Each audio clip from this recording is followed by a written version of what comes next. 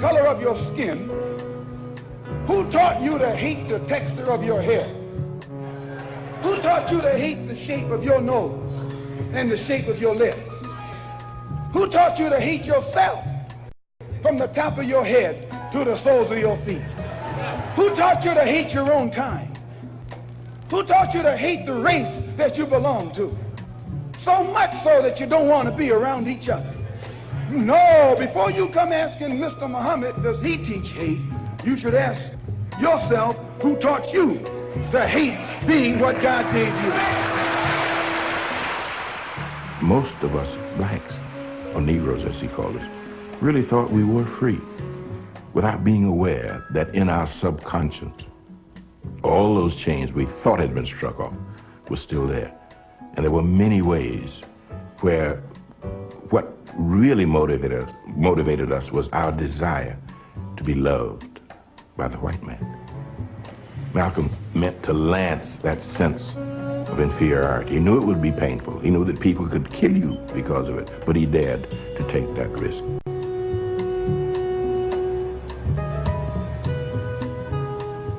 He was saying something over and above that of any other leader of that day, while the other leaders were begging for entry into the house of their oppressor. He was telling you to build your own house. The Gilchrist Experience, a great and mighty walk, where he says the first time he went to Africa was 1958. I can imagine what my concept of Africa in 1958 was nothing but bush and Tarzan, and I was just getting out of high school. You weren't even born yet, and I mean, the images of Africa back then, you didn't even think about going to Africa. You didn't think they were civilized. And yet Dr. Clark had the foresight and the energy to, what was your first year? Well, you're from Ethiopia, so you were there first, right? Mm-hmm. Tell us about what's happening in your life these days, Dr. Clark. Well, Dr. Ben? Not too much. I am doing more or less the same thing that I have been doing for quite some time. Mm-hmm. But more specifically, I'm doing a lot of writing. Okay. I'm trying to catch up on some of the spaces that I've left out. Mm-hmm. And I'm involved in about 3 books I am doing at the current time. One book I expect this year, and one book coming out next year. The 3rd book, I don't know when that will come out. I am having the work typed at the Kelb studio, so that should be out anytime. Your first book was The Man of the Nile? No, my first book was We the Black Jews. We the Black Nosotros Hebreos Negro. And I wrote that when I was in the university in Puerto Rico. Can I get a copy of that? Have it's in Spanish, though. It's in Spanish, okay. and there's only one copy left. Okay. That's interesting. What was that about? We the Black Jews, about the whole Hebrew religion, and showing the involvement of the Hebrew people to Americans who thought that you couldn't be black and be Hebrew at the same time. Mm-hmm. And Hebrew is a religion. There's nothing more than that. Right. You could be black, green, pink, anything, and be Hebrew. Right. So you could convert to the Hebrew religion right it's now. It's a religion, not a race. It's a religion. Not a race. Not a race. So, Dr. Ben, what was the acceptance of such a piece of work like that? Well, the African American that was trained to him, and particularly those who had been brought up in Christianity in the southern state, they considered it a surprise to see a black person who was a Hebrew. They thought that all black people were Christians. And the Christianity to talk about was the Christianity with white skin. They didn't know that Christianity came out of Egypt and Ethiopia. The Egyptians started it until 120, and then they converted the Ethiopian king He converted his family, and the two of them in 140 went to Rome and converted Constantine. And that carried Christianity to the Europeans. That's not the reason why Sammy Davis Jr. converted, right? Well, Sammy Davis, poor fellow, is he did himself good, I guess. Yes. Sure. What would you be telling the youth today about, well, especially religion and our history? I mean, as Dr. Clark, I know it's been out quite a few years, but I just got hold of a copy of The Great and Mighty Walk with Dr. Clark. This is one of the reasons why I brought Dr. Ben on today. I just discovered this last week, and I started to watch the movie, and I was wondering, how come I could never get a copy of this? I mean, it's something I recommend thoroughly to anybody out there who wants to know anything about our history. I mean, this movie or this piece is out. I mean, I sat there with my mouth open. I mean, it's so profound. What's material in this? Well, there's a lot of work and a lot of books and a lot of things out. A lifetime of work. That John Clark and myself did, Chancellor Williams and other individuals. There are a number of works need to be read, done by African Americans and Africans. You have one? And that Great and Mighty Walk is a good one. Okay. But that's visuals. You have a book that people could read? Yes. Well, it's hard to get black people to read Black books. Man of the Nile. A lot of, I wrote 55 books. 55? And Is it 55, they're not novels. They're real books that you have to do research for. Okay. And it will take you some time to read a book. If you take, for instance, Black Man of the Nile, if you have not read it, you don't read that in less than 3-4 years. It takes you to read it through.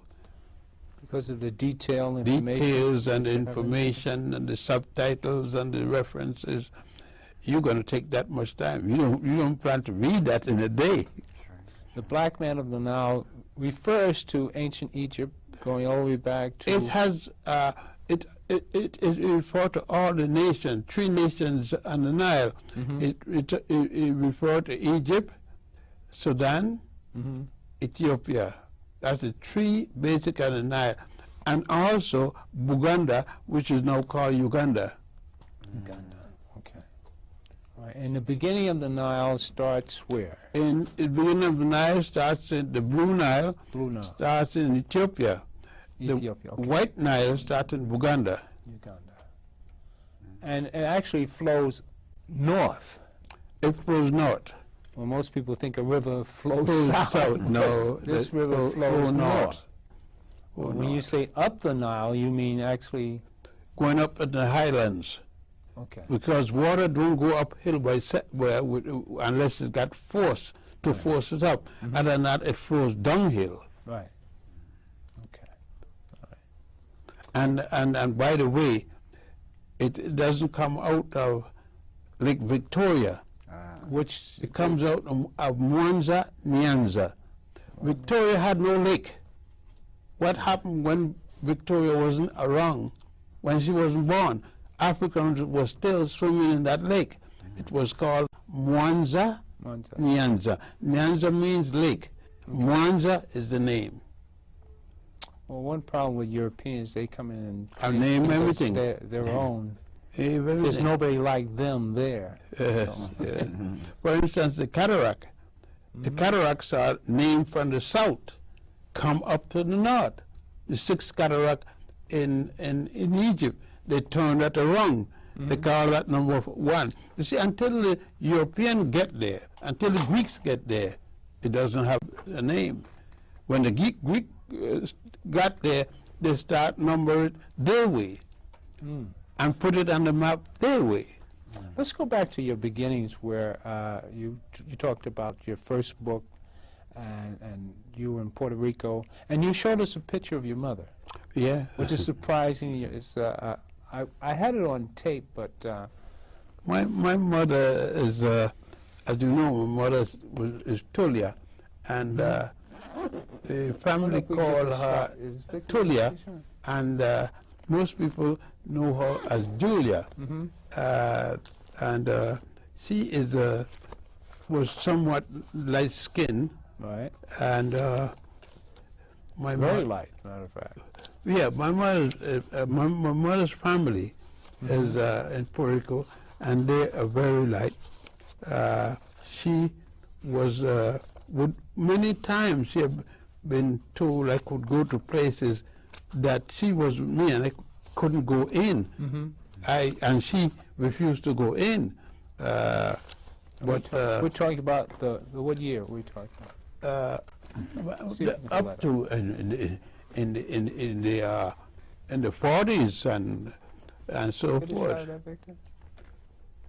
I would be unable to go with my mother different places, and that was my mother.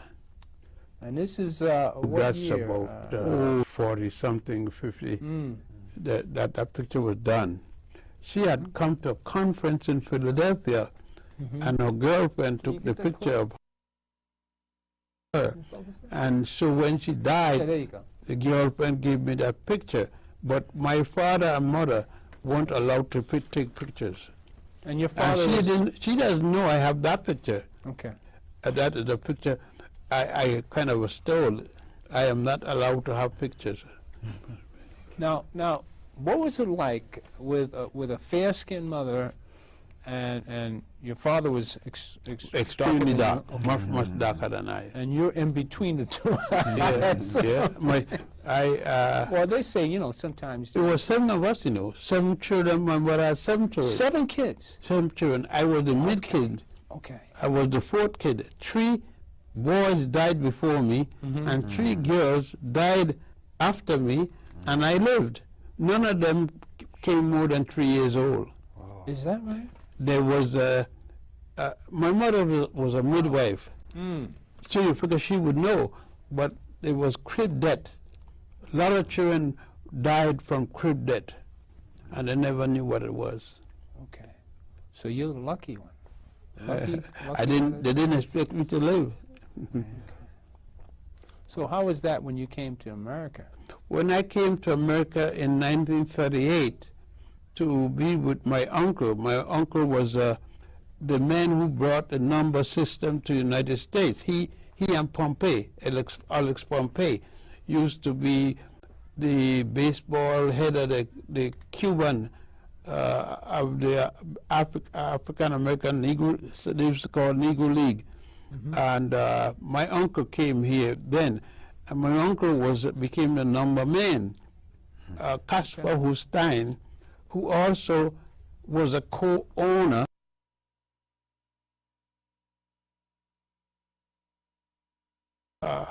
the restaurant there, and for years he was a big number man in Harlem. He built the first house built by an African American on Convent Avenue, 142nd Street. Oh, beautiful. Yeah, I didn't know what. That's by Dr. Clark's house. No, Dr. Clark's house at the other end. Well, Dr. Clark's is between 141st and 42nd. Yeah. His house is way up on the end and about 147th or 48 there. Okay. Yeah, and that. So I didn't know. I didn't know what hunger was, because my parents always had money in their hand.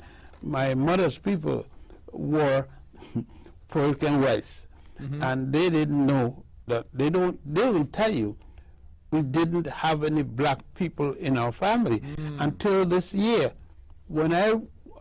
Until this year. Yeah, when I won this. When I won the Puerto Rican, that's right. That's about 30 or 40 of us won the highest honor they have in Puerto Rico. First black people ever been honored in Puerto Rico was when we went down there in January, December, and received the award from the government. Then I went to my uncle, but I had gone many times before, and they rejected me. Rejected me by putting me to live with another uncle, and I lived the best, had the best of everything, but never feeling together because I was never made to feel together. They rejected me. This time, they adopted me because I had the big plaque in the book and everything, and he could reject that. Well, how did they treat you when your mother was alive? They treated you differently They treat me as a normal. You see, in the family, it was something different than outside.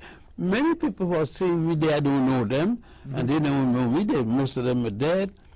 They probably figure I was somebody, some foreign people living there, but not that I was a member of the family. Ah, okay. Because they are white. They originally came from Spain. Right. Then they went to the southern part of Puerto Rico, Ponce.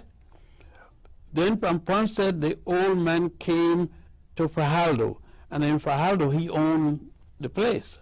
He did what he wanted. So now the 11 brothers are lawyers. So you, in actuality, you're a mulatto. Yeah.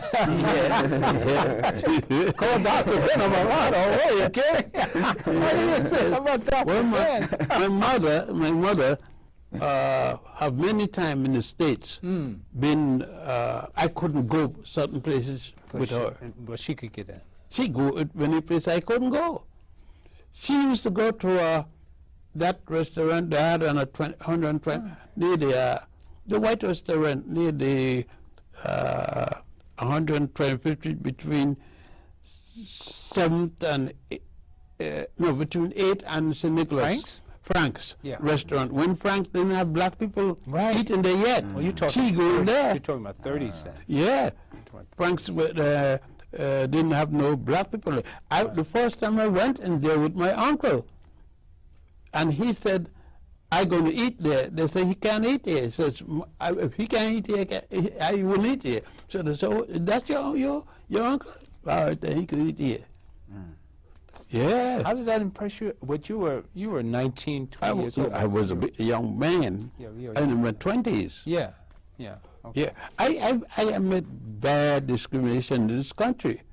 I've stopped in the... And plus you were Jewish. And of the Hebrew religion. And you were Hebrew. Of the Hebrew religion. There's a difference between Judaism and Hebrew. The word is Hebrew. Okay. The Hebrew encompassed the 12 tribes of Israel, of the people. One Joseph is called Israel. So they got different Naphtali and so forth. The 12 of them make the Hebrew people. Okay. All right. So you could be a Hebrew and be Jewish. You could be Hebrew and Naphtali. Hebrew. You see what I mean? Right. Yeah, Dr. Ben, what was the type of reception that you received when you first went to Egypt, and then going back over the years until like the Return of the Nile with the Aztec tour? It was very bad. I went to Egypt. You must remember that I had to take a boxcar. I had, first of all, I couldn't fly in the plane. Not first or second class. I had to, and they had a Pan American didn't take me. I couldn't because you were black? What else? But because I was black. You couldn't get on the plane because you were... Because I was black. What year are we talking again? We're talking about the 30s. Oh, the 30s. The 40s. You couldn't fly anyway. You couldn't go on a boat, on a passenger liner, in first class or second class. You had to go downstairs in third class. So in other words, the racism... No matter how much money you had. No, you could have all the money in the world. So the racism wasn't just Americanized, it was pretty much all global. over the world. Racism is everywhere. When I went to India, I got mistreated worse than here. So they were treating you like an untouchable over there. You got 47 levels of racism. You are an Indian, and you could be from a Brahmin to the lowest class is 47 different kind of people. And it's still that way to today. To this day, my people in India, The black people in India, Yes. Dalit, they call Dalit. Dalits, yeah. The Dalit clean stool with their own hands, with their two hands. They got them cleaning septic tank and toilets with their own hand. And those are the oldest Indians. No, they don't say the older, the Indians. They But are they're the dark original. ones that came to with Sesostris III. When Sesostris III brought the people, from the Africans from Egypt and fought there, they were in the north, and they came down and had contact with the Dalit. And that's how most of them down there got black, dark as they are. You talk most of dark people. You haven't seen dark people till you see Indians. So that's pretty much when they started to call it. That's why I don't teach black history. I teach African history. Yeah. Okay. I don't know what's black history.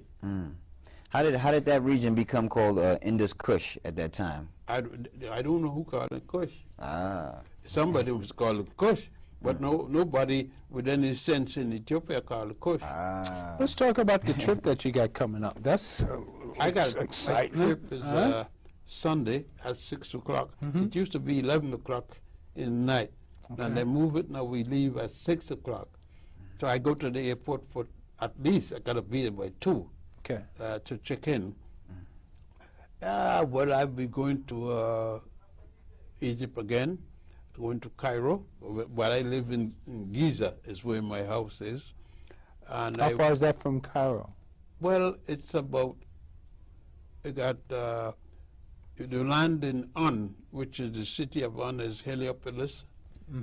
And then you go from Heliopolis, you go into western part of Cairo.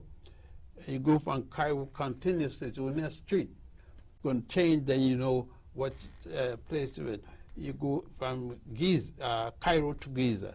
And so in a street that separate one from the other. Yeah. And But then? I got a house up right there by Philfella. You see Philfella restaurant, and when you look right there, you can see my house. How far are you from the pyramids? Can you look out the From window? the Great Pyramid, I'm about a mile. A mile from the pyramids. Probably less than a mile when you walk down the hill. So you can step outside your house and see the Yeah, pyramids. I go up the hill. I go up often. Oh, man. I lived I live very close to the pyramid of Khufu. You call it Cheops. It's Khufu, Khufu or Xufu. I know I've been there before. Yeah. Yes. In past life, I was in past life. I know I've been. I can feel it. Just talking about There it. isn't one brick, one Yeah, I know. You told in us that. story, yeah. 48 stories is 640 by 620 feet long by wide. 2 stories down into the ground, and that's a big building, and not a brick. So forget about the story about The step pyramids Squashing. of Saqqara, the first pyramid, not a brick. so this. Anybody talk about those bricks are lying. I don't care what you call him. So we're talking about, we've all seen the Ten Commandments where Charleston Heston's is in the pit stomping down on mud and straw to help build the pyramids. The myth of Jewish labor or slave labor building the pyramids is so far from the truth. It's ridiculous. But if you actually see the pyramids are made out of 2.5 tons square stones or limestone. Different stones. Was it granite? They're lime. Limestone. Granite is the fixed to the outside. It was granite on the outside. All right. Whereas there's always a puzzle of engineering amazement of how it was built. Where did they quarry the stone? How did they get the stone from the quarry up into the pyramid? How do you lift the stones, 2.5 tons each, perfectly squared, up onto the 48 stories? But without a they're crane. not that big at 40. They get smaller. The stones are smaller as you go up. As you go up. Go up. Okay. But the whole point is that they were built without cranes, and Well, you had water. They Well- brought them down on water, barges and so forth. And when they cut well, how do them you in the move that quarry, much weight? How do you move that much weight? and the barge, Well, we're talking about lifting the- at 2.5 the tons. obelisk. They lift up obelisk, which is bigger than any one of those. Well, I have my theory that they did it mentally. That they levitated the stones up into the air. I wish it was that easy. You know, Herodotus wrote about the 27 pyramid that is built down in the Fayoum. Mm-hmm. He said the building that they had, you got a foot there, was 2,000 rooms on the first floor. 2,000 rooms. Yeah, and the second floor it had 1,000 rooms. You could see the footing is still there. You go right there in Fayoum, and you see the pyramid, and that's where the foundation was. Now, Where's this? in the Fayoum. Fayoum is where they got this place. Where's Outside Fayoum? of Cairo.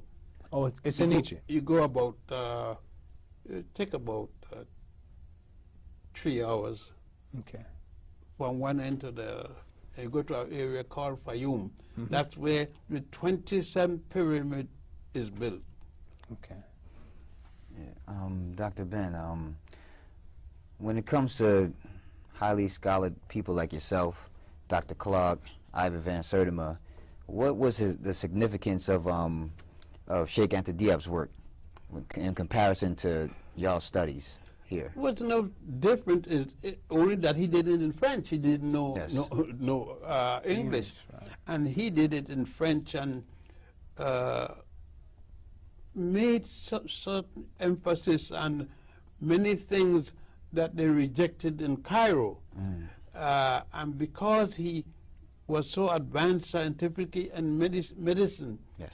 and could tell the different types of blood that we didn't. You see, it's a specialty. You got certain area of specialty. Yes. And there were some areas he specialized in that the Europeans couldn't deal with it because things got to be white. Don't care how black it is. Yes, yes. You could have that curtain there. He will tell you it's white. And you have to say it's white. White, but it's a suntan, right? But Well, you might bring this point out, Doc. I mean, they talk about European history, and while we were building pyramids, I must have said this half a dozen times. Say you go back to 3000 B.C. They didn't exist in All right. history, no place. Where were they? In the No caves? place in history. In caves. I don't know where they were. I know they weren't in history. All right. The first, for instance, The You first don't European have- showed up when? you don't have no European history before 700 BC. 700. I thought it was 1,000. I get it. Well, no place that I see Okay. 1,000, but all this writing is 700 and BC. And Is that Herodotus Hyksos? isn't come. No, the Hyksos No. is Asian. like They're us. from where you call Iraq today. They were the first person to come and invaded Egypt. That's right. Okay. Okay. They were the called shepherd kings, but they looked just like you. Yes, that's so. So the myth about the Egyptians being, what, Caucasian is. That's pure nonsense. I mean, that's. Anybody with common sense could go to Egypt and you go to the museum, if you doubt me, and you look at Akhenaten mother, Queen Yeah. Tai. Right, right. If you want a person more African than Yeah. Queen Tai, Yeah. Right. Well, I noticed that in the Metropolitan Museum. I saw Akhenaten, and his nose was. all right. I was on both sides of the cheek. Boy, I said, "Whoa!" The Telemana art is called Telemana art. The art where he grew up in a period when art style was to elongate everything. His wife is shown elongated. His children are shown elongated. But when you go and see the statues, they aren't like him. It was a method of drawing where they show him elongated and disfigured just a drawing. It's Oh, not, it was just a drawing. it's a drawing. And the heads being so long. It's a drawing. It's a method. The artwork, the paperwork it was this time Abstract. a certain art work. So, Dr. Ben, when you go there with all of your students, as of today, when you're going to go And lecture. and lecture, what's the overall response when it comes to the should I say the quote-unquote Egyptian government, which is not the Egyptian Well, government? the Arabs. in Exactly. Egypt. Yeah. What's the Arabs response? came there in 641. 641. 640 Yeah. something. When the Arabs came there, they're Yes. killing the Africans. Yes. They all up and down the coast. They kill Africans and fought Africans, and we fought bitter fights. Yes. Yes. And we kept them for a long time. This started in 324 of the Christian era. Okay. Christianity had become powerful when Rome ordered that our teaching be ended, and Medunecha, our language, stopped, and therefore Rome stopped us from progressing. Well, any Constantine and the Nicene Council and all of that. further. No, that was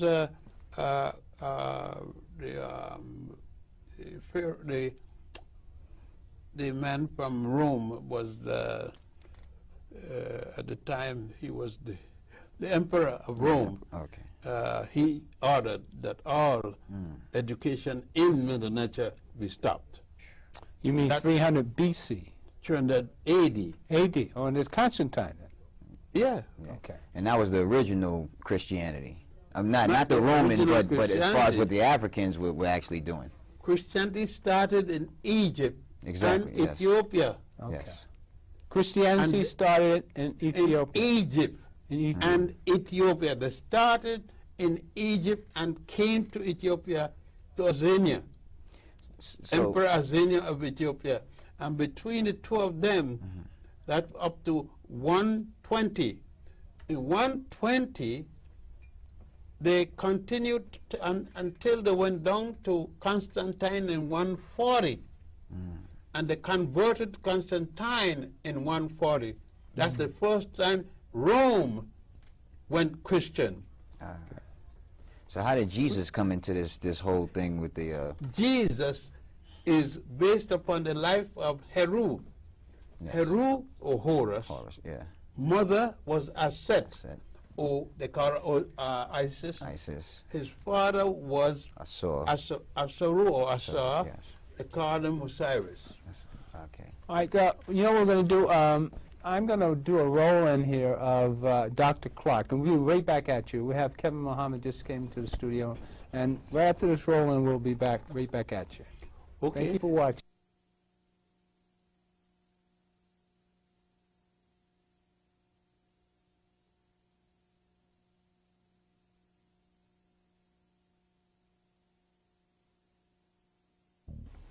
It is also a compass that people use to find themselves on the map of human geography.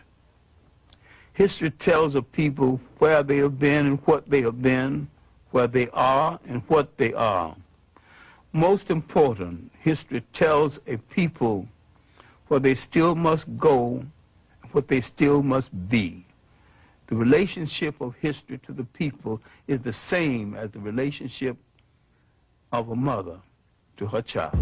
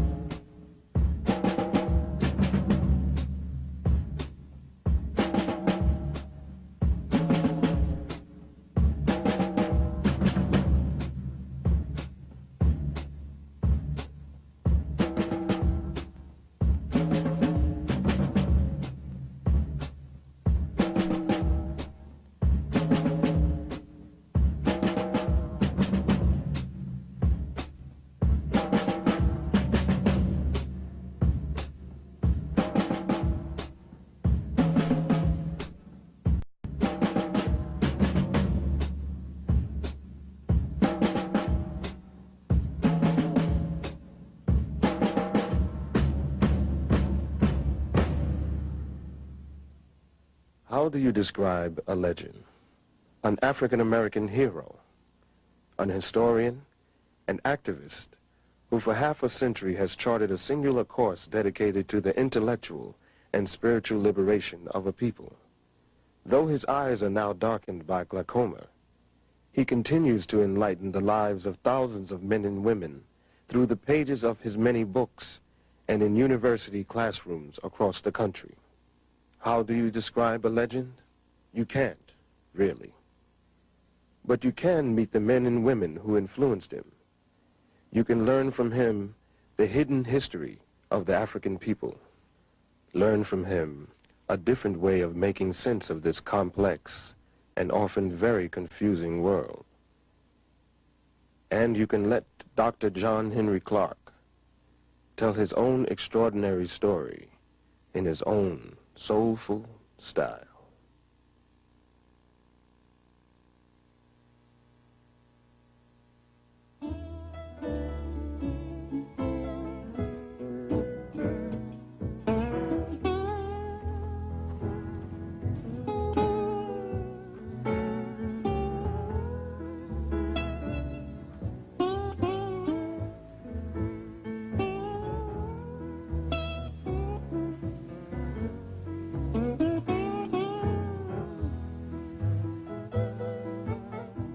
I was born on Sharecropper Farm in Union Springs, Alabama, New Year's Day, 1915. That was a great feast day in our family. And because my mother was a favorite in the family and I was late arriving, she said that nothing would be killed in this family until my child is born. And I didn't arrive until 3, and everybody was hungry. The feast had not started, and I wasn't exactly welcome. They never quite forgave me for that, holding up the feast. My early schooling was in a one-room schoolhouse that we called Miller's Hill School. When we moved slightly out of the city, I was chosen to go to city school. Officially, I never finished high school in the formal sense until later years. In fact, I taught 2 generations before I took time out to get my BA, my master's, and my PhD.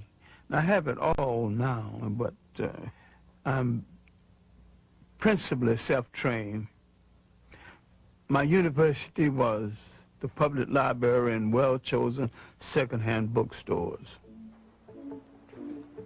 So while I grew up poor, I grew up in a very rich environment, culturally rich.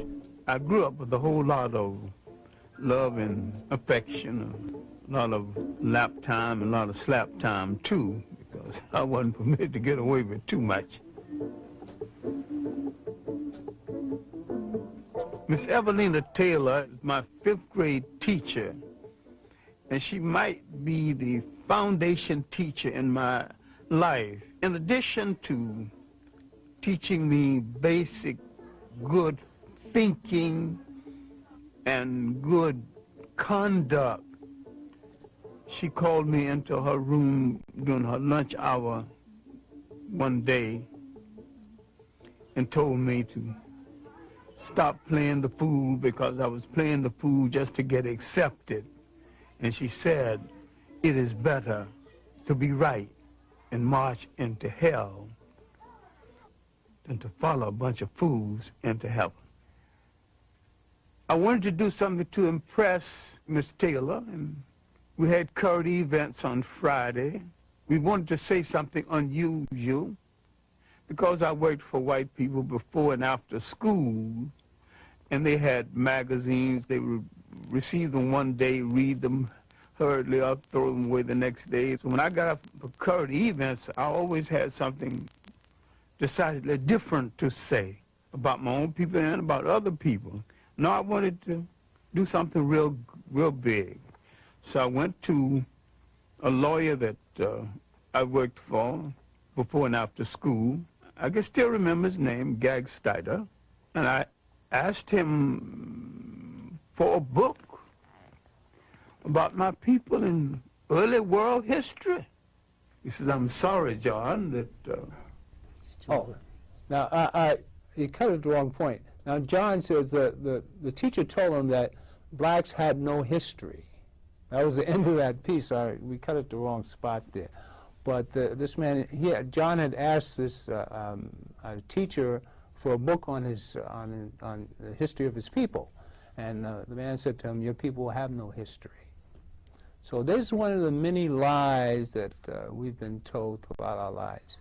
And it's interesting to really go back to a life like Dr. Clark's, which, coming out of, 1915 in Alabama. I mean, that's just, and Dr. Ben was just talking about 1933 in Harlem, where his mother was very fair-skinned and from Puerto Rico, and there were places his mother could go and he couldn't go. All right? Now, I'm sure you've got stories too. So, welcome to the show, Minister Kevin Muhammad of the Mosque, representing Honorable Elijah Farrakhan. Welcome. Assalamu alaikum and peace be unto you, my dear brother Gilchrist, and to my indomitable and incomparable scholar and servant of God, Dr. Ben Yosef Ben Yakiman and his family, and in honor of our dear brother whom we were just together honoring at Medgar Evers College with Professor Clinton Crawford and the students there. No, we did it last week together. We were together. Dr. John Henry Clark, and who represents our past, our present, and our future. Amen. And do you have any stories about your own personal, confrontation with racism and how you overcame it? I think the scripture says it like this: we're born in sin, and we're shaped in iniquity, and therefore we come into a world that we don't control. Okay. That we are.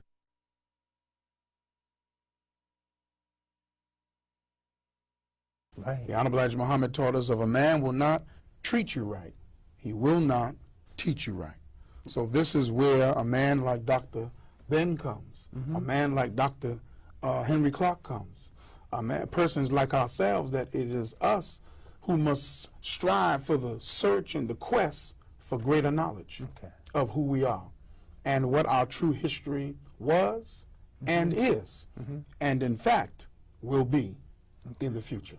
All right. Well, one of my things is TV production. And I've been trying to get all the scholars in the world to get together and somehow put a studio uptown. Victoria 5 would be a great place to put it. We had talked about this 2-3 years ago. So people like, the black Muslims in Harlem and scholars such as Dr. Ben and Dr. Jeffries and Professor Small and all these black scholars have all this information. There's no black media center where we can, really pull all this down visually and really put out the truth. Because as a producer, you produce what you visualize as the producer, or your production. So everybody, I feel, should be a TV producer, such as your crew is getting certified here at M&N right now. Right? Well, let me say something to that, Mr. Gilchrist. Unless we're going to own I'm talking about some of this, no, not just a building, but we need to own the land. Okay. Unless we're going to start buying. Okay. And I'm not to suggest by saying unless we won't do it, but we need to. Buying property. Okay. And taking ownership. We won't have that idea fulfilled. Okay. Because right now in Harlem, uptown, it's being gentrified for businesses. It's not being gentrified for culture. No. It's not being gentrified for the enlightenment of the human mind, more or less the black mind and black thought. You understand? It is more entertainment and business and how much money we can take out of the pocket. That right now, the amount of economic self-sufficiency that comes into our hands, it only stays in our hands for 6 hours. And it's gone out in our community. There you go. Dr. Ben said of that much, even less than that. So the doctor says even less than 6 hours in what they've reported. So to have something like that, will take the whole village to really come together and to buy the building and the property of where that is going to be, so it can remain a permanent institution to serve our people in particular and people of the city in general. All right, so if I get this property, I can count on your support. Of course. Okay. It will be in our own vested interest. Oh, it yes. will be part of our own agenda Yes. to support that. So. You know, I particularly take, you know, I was born a block away from Apollo, you know, in Sydenham Hospital, and that's my homeland. My daughter was born, Colette. Yeah, and it's, you know, I remember trolley cars on 125th Street, and when Dr. Ben talks about, you know, Harlem in the 30s, I mean, I was just a little bit before my time. But I remember when Harlem was, you know, I mean, we were clean. I mean, you walked down 7th Avenue in your best.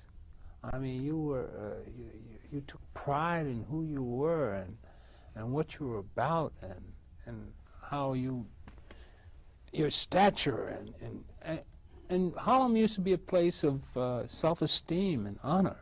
And today we have, with our kids, something a little less than that. Or how do you propose we get to the girls are naked. Yeah, to start with. I have never seen women with the underwear showing. Or men showing the underwear. No. I was in Pan Pan restaurant eating, and a girl came and sit on the stool, and she was stretching, and her underwear was showing. You could look down in her pants and see artwork between her. I asked the girl, isn't she ashamed? Don't she have any decency? And the girl told me, you should see what she's got on herself. I said, what she got on herself? She got painting on it. I said, she let a man paint something? She said, isn't there nothing? And she said it as if it was, I mean, it was a natural thing. And you go to any day, it's normal. Well, she liked the fact that you paid attention to it. I didn't pay attention. But you had something to say. That one time, I look at it, I mean, I'm human. Yeah, of course. And I saw the thing, and I said to the girl, is she crazy? And the girl said, that is nothing. Well, years ago, you might have been able to say something to her, and she might have I would felt not some have shame. spoken to her. Well, because I consider not much. I wouldn't speak to her because I wouldn't. If my wife came home with dye in her hair and all those kind of things, she isn't going to sleep there that night, or I don't sleep there. Well, that is what Dr. Ben says is the position that has to be taken. Many of our young men who are engaged in relationship with women don't raise the bar of respectability. Every woman should raise the bar of respectability for herself. Right, exactly. But when she's involved in a relationship, the male should raise the bar as well.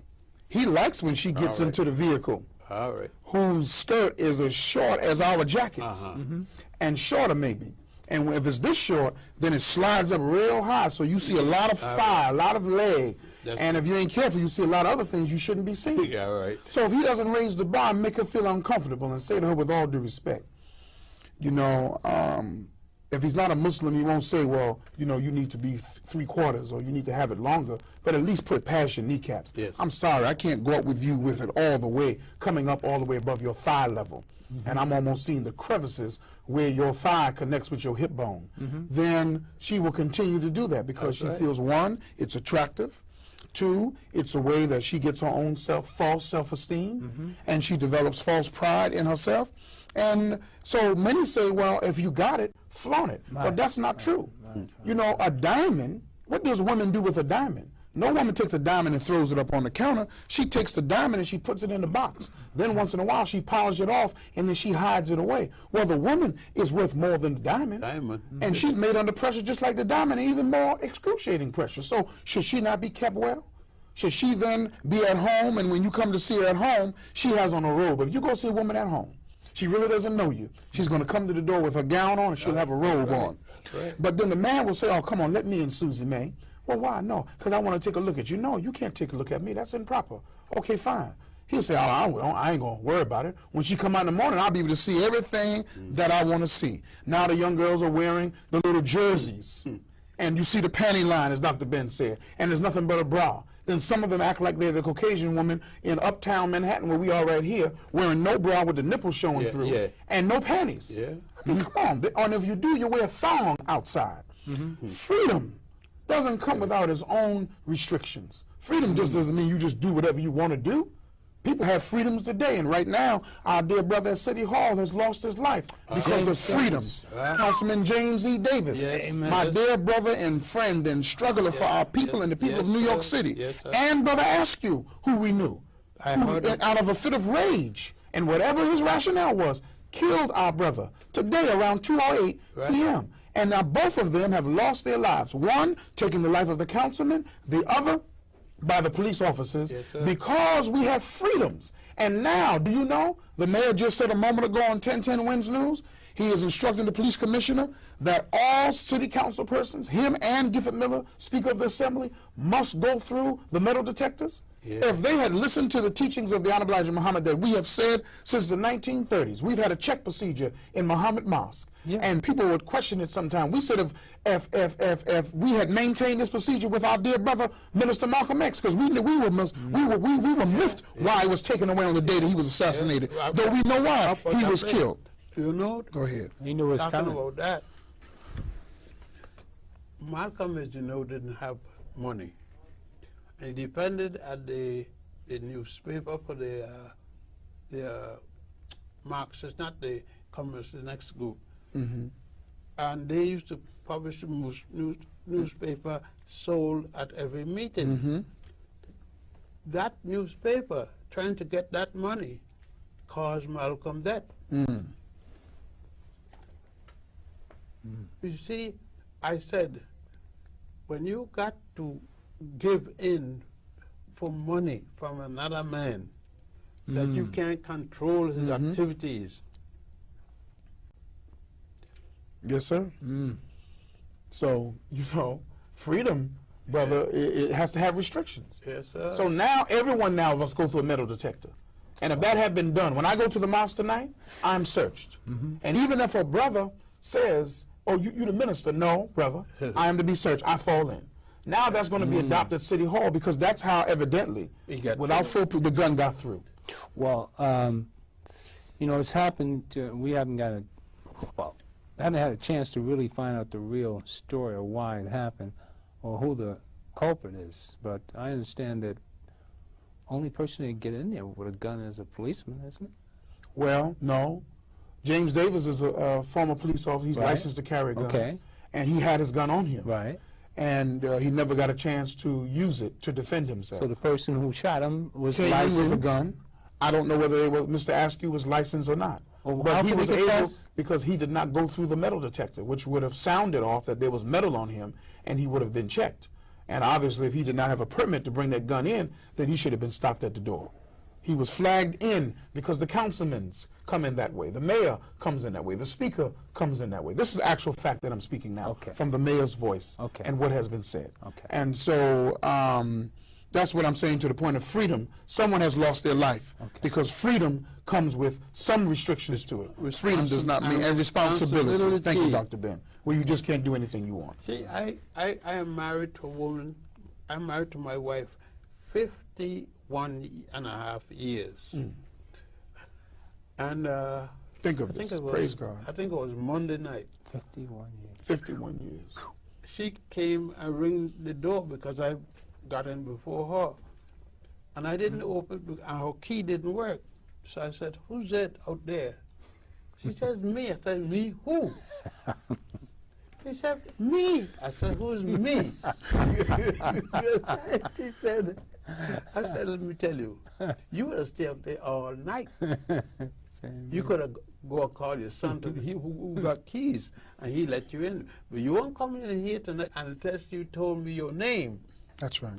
I didn't want no voice. That's right. Your voice could be like anybody else's voice. That's right. That's right. I told her that. That's right. And she started, by morning 4, I said, you start 5, I was right yet.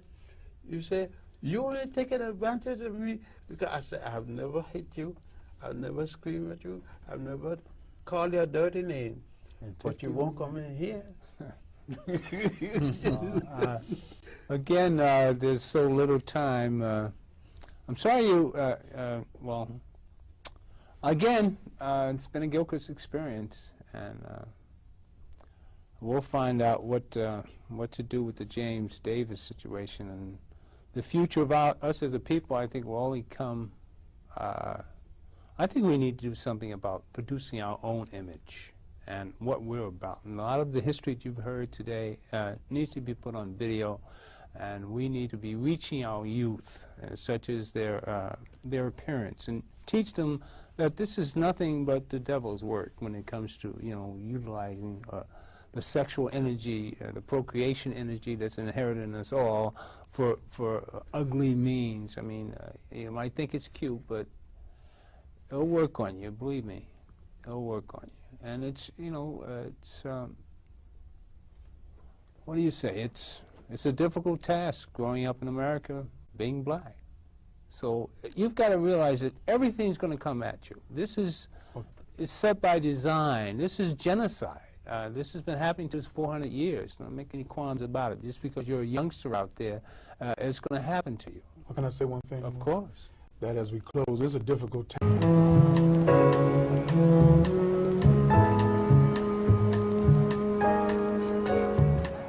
Who taught you to hate the color of your skin? Who taught you to hate the texture of your hair? Who taught you to hate the shape of your nose and the shape of your lips? Who taught you to hate yourself from the top of your head to the soles of your feet? Who taught you to hate your own kind? Who taught you to hate the race that you belong to? So much so that you don't want to be around each other. No, before you come asking Mr. Muhammad, does he teach hate, you should ask yourself, who taught you to hate being what God gave you? Most of us blacks, or Negroes as he called us, really thought we were free without being aware that in our subconscious, all those chains we thought had been struck off were still there. And there were many ways where what really motivated us was our desire to be loved by the white man. Malcolm meant to lance that sense